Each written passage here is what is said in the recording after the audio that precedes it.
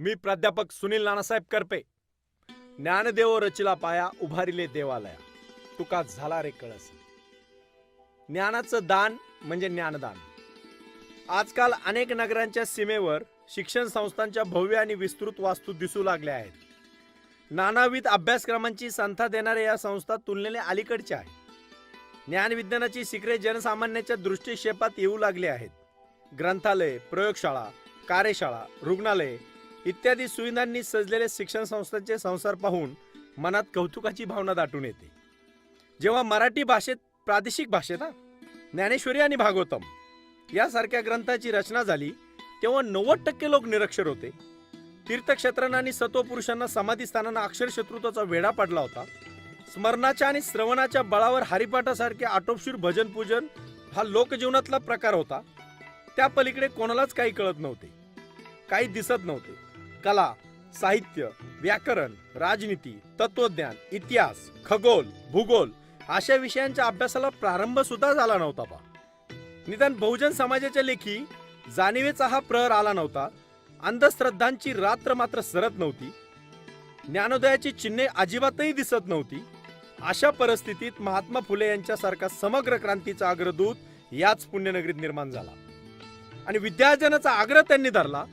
पहिली आद्य शिक्षिका आपल्या पत्नीला त्यांनी बनवलं आणि मग बहुजन समाजाचा एक कैवारी सुद्धा तिथून जन्माला आला. त्यांचं नाव म्हणजे कर्मवीर भाऊराव पाटील, भाऊ पायगोंडा पाटील. यांच्या जीवनाबद्दल मी आता आपल्या समोर माझे विचार मांडणार आहे. अण्णांची वेशभूषा केली म्हणून मी अण्णा होऊ शकत नाही. अण्णांचा एक तरी गुण जरी आपण अनुभवला, ज्ञानदेवांनी सांगितलेलं आहे, एक तरी ओवी अनुभवावी. तशा प्रकारे मी अण्णांचा एक विचार घेऊन मी ज्ञानदा शिक्षण संस्था सुरू केली आणि त्या माध्यमातून आज आमच्या विद्यार्थिनी शिक्षण घेत आहेत. फुले, आंबेडकर, छत्रपती शाहू, कर्मवीर हे महाराष्ट्राच्या राजकारणातील एक तेजस्वी घराणे होते.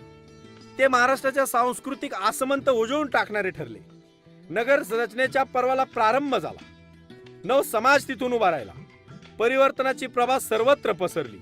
समाज सुधारणेचा प्रयत्न करणारे आगरकर, कर्वे, रानडे असे अनेक विचारवंत झाले. पण जडमूड दशेत काळ कंटाळा माझा विराट ग्रामीण समाज जागा झाला पाहिजे आणि शिक्षणाअभावी ते घडू शकत नाही, हे रयतेचे जनक, शिक्षण संस्थेचे संस्थापक कर्मवीर डॉक्टर भाऊराव पाटील यांनी खेड्यापाड्यातील 18 प्रगर प्रजेला शिक्षण प्रसाराने जाग आणली. कर्मवीर भाऊ पायगोंडा पाटील यांचा जन्म 22 सप्टेंबर 1887 या दिवशी वारणेच्या परिसरातील कुंभोज या गावी झाला. कुंभोज गावी प्रसंग पहा, नीट लक्षात घ्या. संस्थापक आणि शिक्षण संस्थापक असेच घडत नाहीत. त्यावेळेस पायगोंडा पाटील ही मोठी व्यक्ती, जैन समाजातील व्यक्ती, समाज त्यांचा आदर करायचा. देवगोंडा हे न्यायी, निस्पृही आणि निर्लोभ व्यक्ती होते.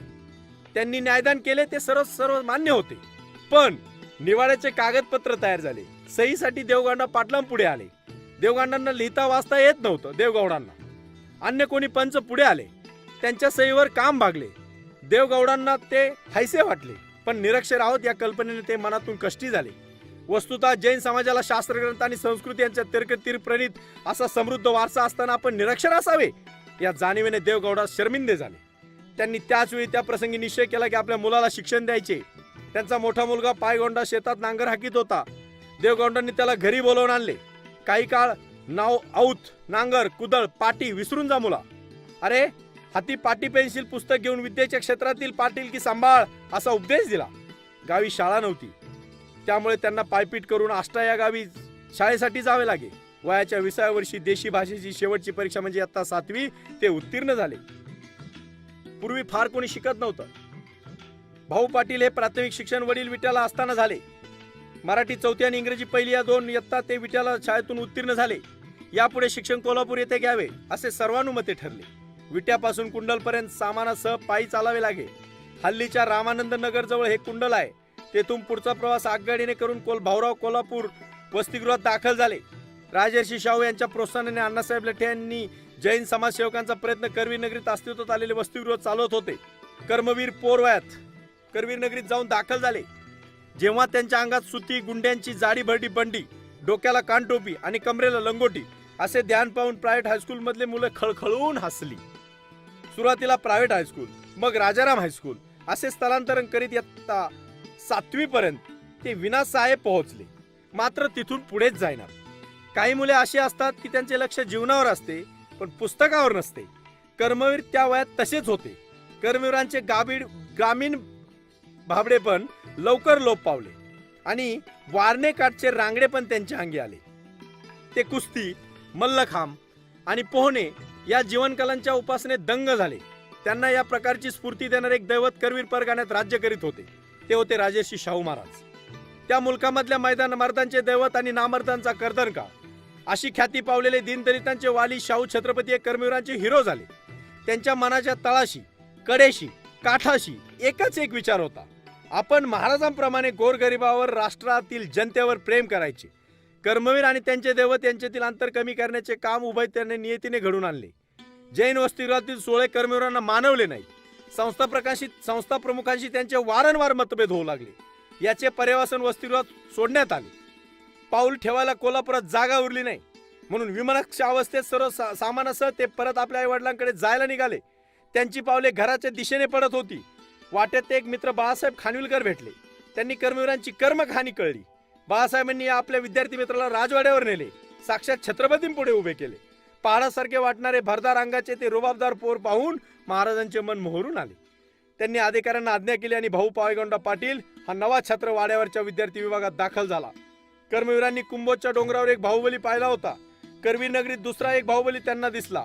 एका बाहुबलीने क्रोध, माया आणि लोभ यावर मात करून निर्वाण पदाची प्राप्ती करून घेतली. दुसरा हा शाहू बाहुबली रयतेच्या मुक्तीसाठी समतेच्या तीरावर ममतेचे मंदिर बांधून सामाजिक न्यायाचा मंत्र जपत होता. कर्मवीरांना हा तपस्वी दिसत होता. आपण त्यांच्या समान व्हावे असा विचार त्यांच्या मनात रुजला. प्रत्येकासमोर हिरो असतो. कोणी ना कोणी आपल्या जीवनात हिरो असला पाहिजे.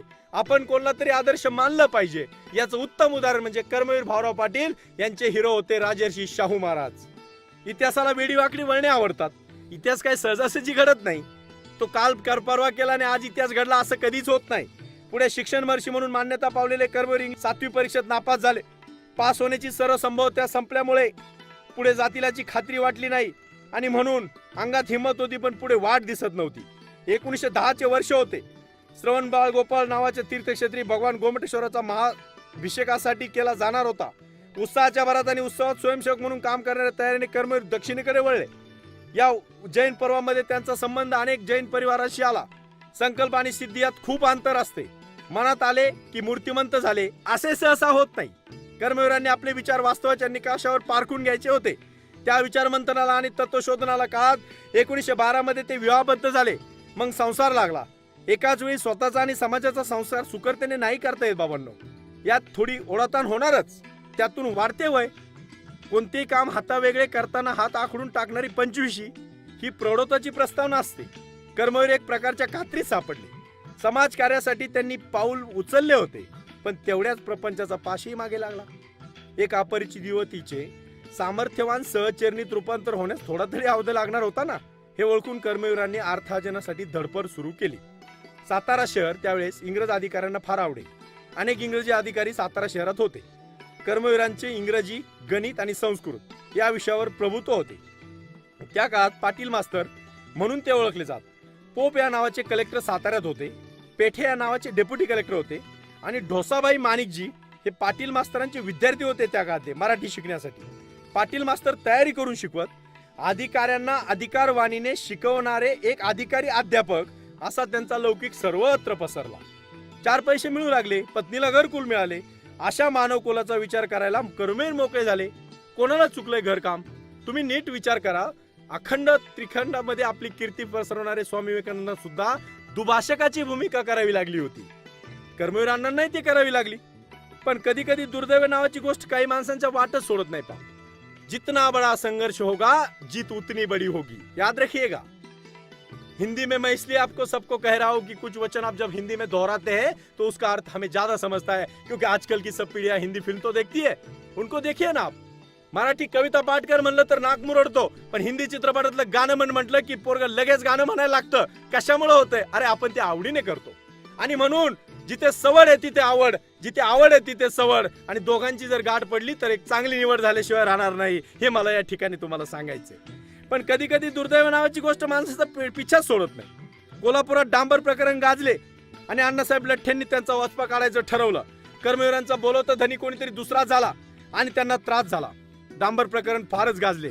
अण्णांना त्रास झाला. शेवटी शाहू महाराजांकडे अण्णांची आई गेली आणि सांगितली, भाऊ तसं करणार नाही महाराज, कुणीतरी गैरसमज केलाय. पण कर्मवीर हे वाकणारे नव्हते. मॉडर्न पण वाकणार नाही हा त्यांचा स्वभाव होता. या आपत्तीतून कर्मवीर बाहेर पडले, उद्योगाला लागले.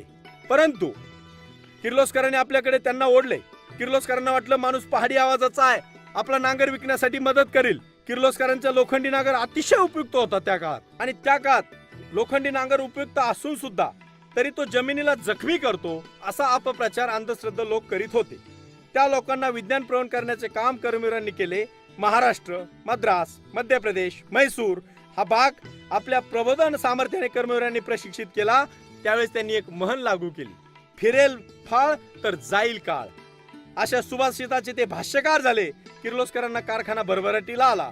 कर्मवीरांनी कारखान्याच्या संचालकाकडे साकडे घातले. आपल्या नफ्याचा काही भाग कामगारांच्या मुलांच्यासाठी शिक्षणासाठी खर्च केला तर चालेल का? शेतकरी आणि शेतमजूर यांचा प्रतिनिधी कारभार यंत्रणेत सामावून घ्या. कर्मवीरांचा हा आग्रह त्यांना अंमलात येऊ शकला नाही. भरपूर द्रव्यलाभ घडवणारी नोकरी कर्मवीरांनी सोडली. किर्लोस्कर सुटले आणि मग कपूर भेटले. सर धनाजी शाह कपूर हे मधुरभाषी व राजकारणी उद्योगपती होते. त्यांनी कर्मवीरांना आश्वासन दिले, भाऊराव मी तुमचे मनोरथ पूर्ण करीन. कर्मवीर या आश्वासनावर विसंबूर कपूर यांच्या सेवेत रुजू झाले. तेव्हा प्रबोधनकार ठाकरे हे सुद्धा कपूर साहेब यांच्याकडे जाहिरात विभागाचे काम करत होते. परंतु कपूर साहेबांनी आश्वासनाचे पालन केले नाही. कर्मवीरांचा आणखी एक मनोभंग झाला. ओगले, किर्लोस्कर, कपूर या त्यांच्या परीने त्यांचे धोरण राबवित होते. सामाजिक बांधिलकीची सुस्पष्ट किनार नव्हती त्यांना. कर्मवीरांनी एक निष्कर्ष काढला, जिथे धनाची श्रीमंती नांदत असेल तिथे मनाची श्रीमंती आढळेलच असं नाही, आणि म्हणून त्यांनी काम सोडून दिले. सन 1919 मध्ये कराड येथे काले या गावी सत्यशोधक समाजाचे अधिवेशन भरले. कर्मवीर सत्यशोधक समाज चळवळी यांच्याशी निरंतर नितबद्ध होते. प्रसंगी फडात उभे राहून डफावर थाप मारून आपल्या खणखणीत आवाजात घाणागावी वक्तव्य करीत होते. पुढे पुढे त्यांच्या आक्रमकतेने शैक्षणिक आवर्जाचे धोरण धारण केले, आर्जवाचे रूप धारण केले. काले त्या अधिवेशनात कर्मवीरांनी प्रभावी प्रतिपादन केले. ते म्हणाले, सत्यशोधक समाजाने शिक्षणाचे कार्य हाती घेतले पाहिजे. अविद्या, अज्ञान या सर्वांचे दुःखाचे मूळ आहे अशिक्षितपणा. खेड्यापाड्यातील बहुजन समाजाची, दीन दलितांची, माझ्या गोरगरिबांची मुलं ज्ञानी झाल्याशिवाय समाज परिवर्तन घडणार नाही, हे अण्णांचं स्वप्न होतं. या विचाराने परिषदेचे शोध कार्य अशी मार्गदर्शक महत्वाची तोलाचा मानून स्वीकारला. त्याच वर्षी विजयादशमीच्या मुहूर्तावर 4 ऑगस्ट 1919 या दिवशी रयत शिक्षण संस्थेची स्थापना झाली. 1924 मध्ये ही संस्था सातारा येथे स्थलांतरित करण्यात आली. सातारा इतिहास प्रसिद्ध नगर कर्मवीरांच्या संस्थेचं मध्यवर्ती केंद्र झालं. साताऱ्यात सुरुवातीच्या काळात जागेची अडचण होती म्हणून सोमवार पेठेतील आपलं घर अण्णांनी संस्थेचं कार्यालय बनवलं. अरे घरादारापासून संस्थेचं कार्य सुरू करणारा अरथ इमारती आयुष्यभर अनवाणी पायाने फिरला. पायात कधी चप्पल घातली नाही. त्या काळामधला तो प्रसंग, अण्णांनी चप्पल का नाही वापरली हा प्रसंग जर तुम्हाला समजून घ्यायचा असेल तर तुमच्या डोळ्यात पाणी आल्याशिवाय राहणार नाही. अरे त्या काळामध्ये अण्णांनी चप्पल का नाही वापरली? माझ्या समाजातील भोळ्या बाबडे समाजातील मुलं ही अनवाणी पायाने फिरतात. आणि मग अण्णांच्या लक्षात आलं, आणि मग तिथे त्यावेळेस वसतिगृहाची स्थापना हे स्वतःचे उद्दिष्ट होते. पहिल्या वसतिगृहाचे नामकरण 1927 मध्ये महात्मा गांधी यांच्या उपस्थितीत ठेवण्यात आले. या वसतिगृहात जाती धर्माची मुलं एकत्र येतात, एका चुलीवर बनवलेला स्वयंपाक खातात, एका पंक्तीला जेवतात, एका वाड्याखाली झोपतात, विश्रांती घेतात. हे सगळं अण्णांनी करून दाखवलं. तेथे कोणी नोकर चाकर नाही अशी बातमी सर्वत्र पसरली. आचारी, पानके, झाडूवाले या सर्व भूमिका विद्यार्थीच पार पाडतात अशी बातमी गांधीजींना कळली. स्वावलंबी शिक्षण हेच समान ब्रीद मानलं. या वसतिगृहात महात्मा गांधी आले तेव्हा त्यांनी विचारणा केली, हे छत्रपती शाहू बोर्डिंग याला आपण आज ज्यांचे नाव दिले त्या राजपुरुषाने आपणास किती देणगी दिली? यावर कर्मवीर उत्तरले, महाराजांनी मला फक्त अंतःकरण दिले बापू. आबाळ एवढे महाराजांचे मन हीच माझ्या वाट्याला आलेली देणगी आहे. आपल्या विद्यार्थी जीवनात कर्मवीरांनी कोल्हापुरात महाराजांच्या प्रेरणेने निघालेली वसतिगृह प्रत्यक्ष पाहिली होती. शाहू छत्रपतींनी अर्धविकसित समाजाकडे पाहून विविध जाती धर्मांसाठी वेगवेगळी वसतिगृह चालवण्याची कल्पना कार्य व्यवहार्य मानली. मुस्लिम, मराठा, जैन, प्रभू, हरिजन अशा नाना जमातींसाठी विस्तृत, स्वतंत्र आणि परिपूर्ण वसतिगृह शाहू महाराजांच्या प्रेरणेने निघाले. कर्मवीर या बाबतीत 4 पावले पुढे गेले. त्यांनी सर्व जाती धर्माच्या विद्यार्थ्यांसाठी एकच एक वसतिगृह काढण्याचा निर्धार केला. कर्मवीर प्रणित वसतिगृह एक संस्कार केंद्र होते. भावनिक एकात्मता, सहजीवन, स्वावलंबन, श्रमाची थोरवी या मूल्यांचा वस्तुपाठ देणारे ते एक अद्वितीय केंद्र होते. गरिबांची अस्मिता फुलवणारी ती तपोभूमी होती. साताऱ्याला राजघराण्यातील एक बाग आहे, तिला धनिनीची बाग म्हणत. राजकुटुंबातील स्त्रियांना मोकळेपणाने फिरता वावरता यावे म्हणून राखून ठेवलेली ही जागा होती. ती जागा कर्मवीरांनी संस्थेसाठी भाड्याने मागितली. राजपरिवाराने आनंदाने ती दिली. 10 एकर जमीन, 2 विहिरी, 1 नारळ बाग, अनेक आम्रवृक्ष, एक मोठी इमारत आणि एक डेरेदार वटवृक्ष ही दौलत. 30 फूट घेर असणारा 400 वर्षाचा अगदी जुनी परंपरा वडीलधारा वृक्ष कर्मवीरांच्या रयत शिक्षण संस्थेचे पुढे भावी काळात बौद्ध चिन्ह म्हणून मान्यता पावला. वसतिगृहाची येणारी मुले कर्मवीर स्वतः शोधून आणत. जात जपणारे घरंदाज मुले धाडायला तयार नव्हते. गरिबांना जात विसरून जगण्याचे धैर्य नव्हते. उच्चभ्रू मंडळी तर केवळ टवाळीचा विषय म्हणून या प्रयोगाकडे पाहत होते. कर्मवीर मात्र गुणीजनांचा शोध घेत महाराष्ट्रभर फिरले. महाराष्ट्रातील अनेक विद्यापीठे भावी कुलगुरू कर्मवीरांच्या वसतिगृहातील विद्यार्थी होते. बॅरिस्टर पी.जी. पाटील, शंकरराव खरात, फुले कृषी विद्यापीठाचे कुलगुरू दत्ताजीराव साळुंके, मराठवाडा विद्यापीठाचे कुलगुरू प्राचार्य शिवाजीराव भोसले ही कर्मवीरांच्या झोपडीत राहणारे तेव्हाचे छात्र होते. कर्मवीरांनी स्थापन केलेल्या प्रत्येक वसतिगृहाला इतिहास आहे. उदाहरणार्थ पुण्याच्या फर्ग्युसन टेकडीच्या पायथ्याशी कर्मवीरांनी युनियन बोर्डिंग काढले. पुणे शहरात प्लेगची साथ आल्यावर गाव फुटत असे. लोक गावाबाहेर जात. त्यांच्यासाठी नगरपालिकेने बांधलेली झोपडीची वसाहत होती. ती पांडवनगर आणि हेल्थ कॅम्प या नावाने ओळखली जात असे. कर्मवीरांनी पुण्यात राहणाऱ्या आपल्या संस्थेच्या विद्यार्थ्यांना त्या जागी एक वसतिगृह सुरू केले. त्याला युनियन बोर्डिंग असे म्हणतात. ती संस्था आजही पुण्यात डौलाने वाढते आहे. पण युनियन कशाची, कोणाची? अस्पृश्यांना स्वतंत्र मतदारसंघ मागणारे डॉक्टर बाबासाहेब आंबेडकर आणि सर्व आणि हरिजन यांच्यासाठी ऐक्याचा आणि स्वतंत्र मतदारसंघाच्या मागणीला विरोध करणारे, तसेच आत्मशुद्धीसाठी प्राणांतिक उपोषण करणारे महात्माजी या दोघांच्या दायित्वाचा तो निराश झाला आणि तिथे कर्मवीरांनी तो क्षण टिपला आणि त्या वसतिगृहाला अजरामर केले. लहान लहान वसतिगृहाच्या रूपात प्रगट झालेली कर्मवीरांची कालांतराने शतमुखाने वाहू लागली. खेड्यापाड्यात साक्षरता प्रसारासाठी प्राथमिक शाळा काढल्या. अरे प्राथमिक शाळा कशासाठी? गरिबातील मुलं जर मजबूतपणे पहिलेच शिक्षण घेऊ शकली तर पुढचं शिक्षण ते घेतील. आणि म्हणून इमारतीचा पाय जर मजबूत असेल तर तुमच्या आयुष्याची इमारत मजबूत झाल्याशिवाय राहणार नाही, हाही शब्द त्यांनी त्या ठिकाणी टाकला. पुणे, मुंबई, सांगली, कोल्हापूर या नगरांजवळ अडला होता. त्याची वाट मोकळी करून सातारा, कराड, पंढरपूर, दहिवडी अशा लहान मोठ्या गावी महाविद्यालय निघाली. कर्मवीरांच्या कर्तृत्वाचा आलेख आणि त्यांनी स्थापन केलेल्या शिक्षण संस्था, रयत शिक्षण संस्था म्हणजे कर्मवीर आणि कर्मवीर म्हणजे रयत शिक्षण संस्था हा मूलमंत्र समाजाला मान्य झाला. जे स्वकीय आणि परकीय शासनाला शक्य झाले नाही. लक्षात घ्या, इंग्रजांनी आपल्यावर राज्य केलंय, त्यांना जे शक्य झालं नाही, मुघलांना जे शक्य झालं नाही, ते माझ्या अण्णांनी अणुआणी पाहणी करून दाखवलंय. यासाठी फक्त समाजाप्रती ओढ असावी लागते. आजही तुम्ही ते कार्य करू शकता, तुम्हाला कोणी अडवणार नाही. हा माझा शब्द आहे. अविद्या जाती संस्थेविरुद्ध फुकारलेले युद्ध, दिलेला लढा यशस्वी झाला. पण अनेक नरदुर्ग कर्मवीरांनी महाराष्ट्रात उभे केले. अनेक विद्वान, त्यागी, निस्पृह, आजी सेवक त्यांनी सोबत करणारे असंख्य सेवाव्रती कर्मवीरांना इतिहास घडवणारे ठरले. भारत आणि महाराष्ट्र स्वर्ग, मोक्ष, समाधी, ब्रह्म, माया याचे वर्णनिवारण करण्याचे ग्रंथ झाले. पण राहत्या घरात सुखाने जगायचं कसं हे सांगणारा इहवाद लवकर आला नाही. ग्रंथावर बोट ठेवणारे विद्वान खूप झाले. अरे पण छातीवर बोट ठेवून काम करणारे कर्ते पुरुष मात्र कमी झाले. कर्मवीर एक कर्तेपणाच्या वाटेने जाणारे होते. स्वाभिमानाची आणि स्वावलंबनाची एक नवी लिपी तयार करून युगपुरुष निर्माण करणारे कर्मवीर होते. त्यांनी सार्वजनिक दुःखाला विधायकाचा साथ चढून हे करणारे ते एक जादूगार होते. महात्माजींचा अंत झाला. कर्मवीरांनी राष्ट्रपित्याला चिरावी करण्यासाठी 101 माध्यमिक विद्यालय काढण्याची आणि प्रतिज्ञा केली. आझाद गेले. कर्मवीरांनी त्यांच्या नावाने आझाद कॉलेज ऑफ एज्युकेशन सुरू केले. गाडगे बाबांचा एक प्रसंग या ठिकाणी सांगावासा वाटतो. कर्मवीर भाऊराव पाटलांच्या रयत शिक्षण संस्थेचं अनुदान बंद झालं. बाळासाहेब खेरांनी सांगितलं, कोणीतरी कान भरले, महात्मा गांधींच्या हत्येला कर्मवीर जबाबदार, त्यांची फूस आहे म्हणून. आणि मग कोणीतरी सूडबुद्धीने बाळासाहेब खेरांनी रयत शिक्षण संस्थेचं अनुदान बंद केलं. कर्मवीर एवढे गोरगरिबाची लेकर आपल्या पंखाखाली घेऊन वाढत होते. कितीतरी वेळा आपल्या बायकोचं मंगळसूत्र त्यांनी मुलांना संक्रांतीच्या दिवशी जेवण घालण्यासाठी गहाण ठेवलंय.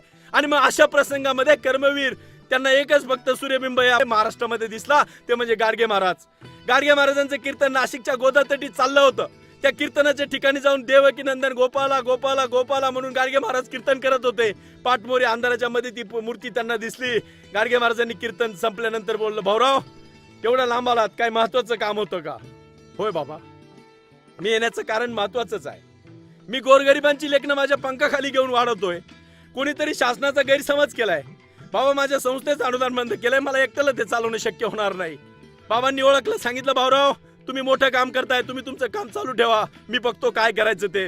हा सूर्यबिंब आपला नाशिकच्या गोदातटीवर मुंबईच्या दिशेने निघाले. मंत्रालयात गेले, बाळासाहेब खेरांना भेटले. खेरांनी नमस्कार केला, सांगितलं, बाबा तुम्ही आलात, मी तुमचा शिष्य आहे, तुम्ही सांगायचं आणि आम्ही ऐकायचं. काय शिरस्ता आहे? हा आपला शिरस्ता आहे बाबा. त्यावेळेस गाडगे बाबांनी उत्तर दिलं, अरे हा कर्मवीर गोरगरिबाचे लेकर आपल्या पंखाखाली घेऊन जगतोय, वाढतोय, तो महापुरुष आहे. बाळासाहेब जर तो चुकला असेल तर त्याच्या पाठीवर मारा, पण पोटावर मारू नका. 8 दिवसांनी रयत शिक्षण संस्थेचं अनुदान चालू झालं. ज्या दिवशी गाडगे बाबा जग सोडून गेले त्या दिवशी कृष्णा गोरेच्या प्रीती संगमावर कराडच्या परिसरामध्ये संत गाडगे महाराज कॉलेज सुरू करून अण्णांनी त्यांना आदरांजली वाहिली. अरे अशी माणसं निर्माण झाली म्हणून रयत शिक्षण संस्था उभी राहिली. माणसे जोडावी कशी हे कर्मवीरांना उपजत बुद्धीने कळत असे. दुष्काळी प्रदेश म्हणून मागे पडलेला नगर जिल्हा ही कर्मवीरांची कामधेनू ठरली. कल्पतरूच्या छायेत कर्मवीरांना विखे पाटील, शंकरराव काळे, बापकर दाम्पत्य, मी ज्या जिल्ह्यातून येतो, ज्या जिल्ह्याचं प्रतिनिधित्व करतो तो नगर जिल्हा आहे. माझ्या नगर जिल्ह्यामध्ये सर्वात जास्त रयत शिक्षण संस्थेच्या शाळा का निघाल्या? दुष्काळी भाग असल्यामुळे शिक्षणाशिवाय पर्याय नाही हे अण्णांनी जाणलं आणि निस्सीम माणसं त्यांना त्या ठिकाणी भेटली. कर्मवीर महती ही त्यांच्या कार्यात आहेत. ते म्हणत, मुलांनो, श्रमाच्या मोबदल्यात शिक्षण घ्या, कमवा आणि शिका, स्वावलंबी व्हा, नोकऱ्या मागू नका, ज्ञानाचा, कष्टाचा, साधेपणाचा मार्ग धरा, शेतकरी आणि व्यापारी, संस्थानिक आणि समाजप्रवेश प्रवाह आडवा, वैभवाची धरणे धरा, संपत्तीचा पाठ माळ्याच्या रामाच्या मळ्यापर्यंत जाऊ द्या, खेडूतांची झोपडी मंदिर होऊ द्या, ग्रामगीता हाती घ्या आणि पुढे जा. हा संदेश अण्णांनी या समाजाला दिला. रक्तदाब, मधुमेह असे अनेक आजार अंगावर वागवणारा, समाजाच्या आरोग्यासाठी अहोरात्र विवंचना करणारा हा महापुरुष 9 मे 1949 या दिवशी सर्वत्र शिवजयंतीचे वातावरण असताना छत्रपती शिवाजी महाराजांना संस्थेचा अहवाल सादर करण्यासाठी आपल्या सर्वातून ध्येयरूपाने निघून गेला. शासनाने पद्मविभूषण हा किताब त्यांच्या चरणी वाहिला होता. पुणे विद्यापीठाने डिलीट त्यांना ससून हॉस्पिटलमध्ये रुग्णशय्येवर असताना कर्मवीरांच्या पायी पोहोचवली होती. कर्मवीर गेले. त्यांनी महाराष्ट्राला काय दिले? ती रयत शिक्षण संस्था, तिचे अनेक विद्यालय, महाविद्यालय, वसतिगृहे. त्यांनी दलितांना अस्मिता दिली, गरिबांना ब्रीद दिले आणि उभ्या महाराष्ट्राला स्वप्न दिले. एवढं बोलतो आणि थांबतो. जय Karmaveer. Please share and like this video and subscribe our YouTube channel. Thank you.